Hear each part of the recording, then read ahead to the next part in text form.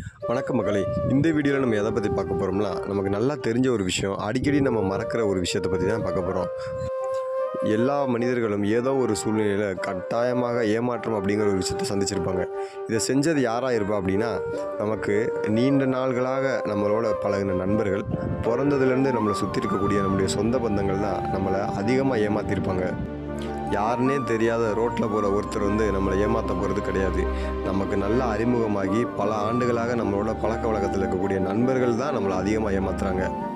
இதை தடுக்கிறதுக்கு ஒரு 3 வழியை நீங்கள் பின்பற்றணும். நம்பர் 1, உங்களுடைய இலக்குகளையும் இலக்கு அடைய நீங்கள் போடுற திட்டங்களையும் கட்டாயமாக வெளியில் யாருக்கிட்டையும் சொல்லக்கூடாது. 2, உங்ககிட்ட எவ்வளோ பணம் இருக்குங்கிற விஷயத்த கட்டாயம் நீங்கள் யாருக்கிட்டையும் சொல்லக்கூடாது. அப்படி நீங்கள் சொன்னீங்கன்னா கட்டாயமாக உங்ககிட்ட இருக்கக்கூடிய பணத்தை அவங்க அடையணும்னு எதிர்பார்ப்பாங்க. அப்படி நீங்கள் பணத்தை கொடுத்ததுக்கப்புறம் ஒன்று அவங்களோட ஃப்ரெண்ட்ஷிப்க்கு உங்களை விட்டு போயிடும், இல்லைன்னா உங்களுடைய பணம் உங்களை விட்டு போயிடும். 3வது விஷயம், இன்றைக்கி நண்பனாக இருக்கிறவன் நாளைக்கு எதிரியாக மாறலாம், இன்றைக்கி எதிரியாக இருக்கிறவன் நாளைக்கு நண்பனாக மாறலாம் அப்படிங்கிற தாரக மந்திரத்தை ஆழமாக மனசில் பதிய வச்சுக்கோங்க. எதிரியிடம் எச்சரிக்கையாக இரு, நண்பனிடம் கவனமாக இரு. இதையும் நீங்கள் மனசில் பதிய வச்சுக்கோங்க.